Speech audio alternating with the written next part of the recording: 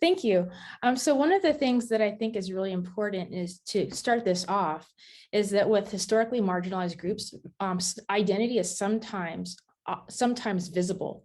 So they don't necessarily have a choice as to whether or not they want to identify as a person from a marginalized group.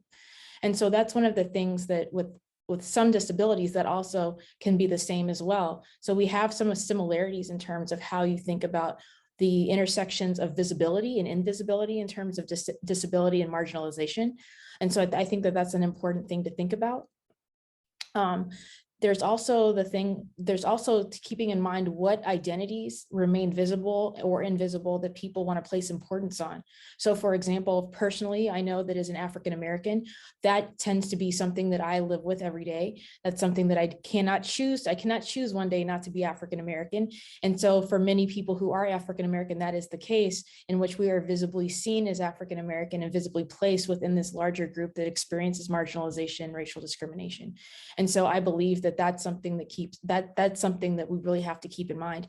By the same token, there are people who with disability who cannot hide their disability, cannot choose on a given day whether or not they want to be identified with the disability group. And so though that's an intersection in places where how does theology and how does religion really make space for both identities to be present and to be safe to be present? Just because it's present doesn't mean it's safe there, especially if you have a disability that may present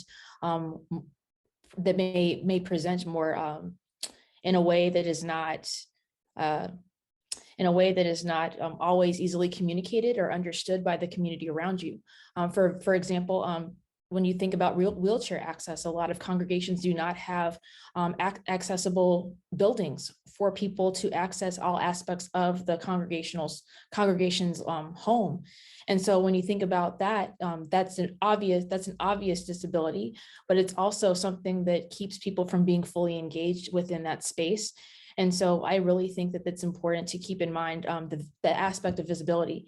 There's a tension here. How do we make room for people who have both visible and invisible identities in a way that does not stereotype or further exacerbate any negativity that these groups have as a part of their experience? And also, I think it's important to, if we want to understand intersectionality, people from marginalized groups, whether it's disability or whether it's ethnic group or whether it's a religious minority group, they need to be at the table for these discussions in terms of shaping the ways in which theology and which the congregations are understanding what it means to be them in that space.